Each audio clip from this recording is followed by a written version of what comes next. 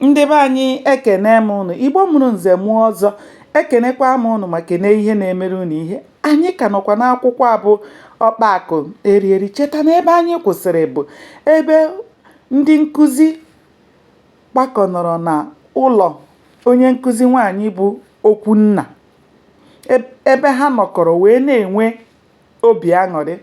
Akụbụzọ wee nụ ụzụ na-atụ wee gbaa tọọchị. Tupu o rute, ndị nkụzi kpọchiri ụzọ.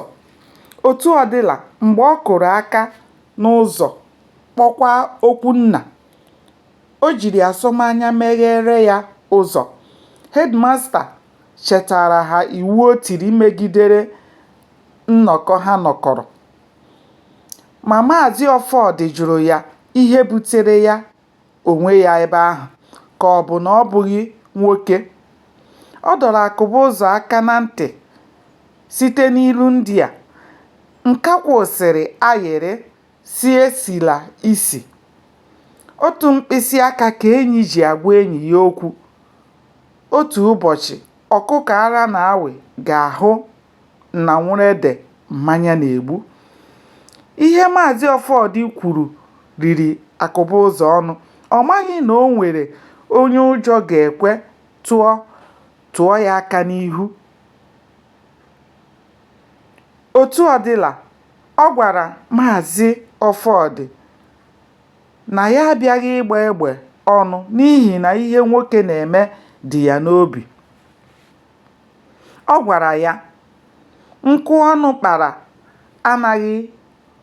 anaghị ekwe ọnyịnya, ma gị bụ atụrụ ga-epu mpi, ekwokakwa gị.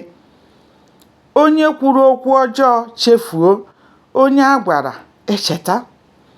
Akụbụzọ sịrị ndị nkụzi ahụ ka ha laa n'ụlọ ha na-etufughị oge.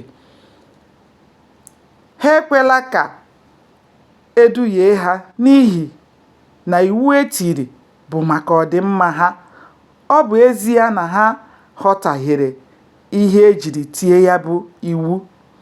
Ọ gwara ha sị, agadi nwaanyị ji isi emechi ụzọ na-azọ ndụ ya na-azọ ndụ onye ohi.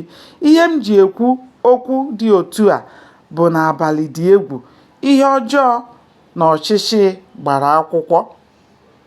Iwu a abụghị iji megide onye ọbụla, kama ọ bụ iji gbochie ọnwụnwa na ọghọm. Ihe wetara m ebe a n'abalị a bụ ọrụ m ka m na-arụ dịka onye nchekwa ụlọ akwụkwọ. Gbanịa ka anyị chọpụta ihe mere n'ime akwụkwọ a bụ Ọkpakụ Erieri.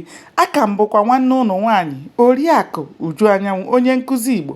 Ndewo, ka o mesịa.